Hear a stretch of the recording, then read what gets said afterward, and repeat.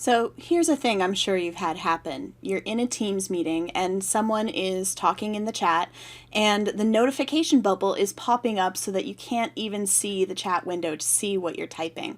So here is a quick tip to tell you how you can turn that off. So the first thing that you can do is go down to your taskbar and hover over Teams. You'll see the meeting that you're in, and you'll also see the window for Teams itself. And if you look at that window, find your icon. If you click on it and then look under where your email is, you'll find your status.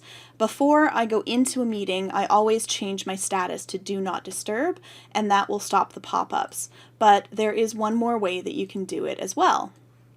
So if you again go down to your taskbar, hover over Teams, you can see that there are the buttons right there that will let you change your status right away. So I can go in here, again I can change my status to Do Not Disturb, and that should stop all the pop-ups.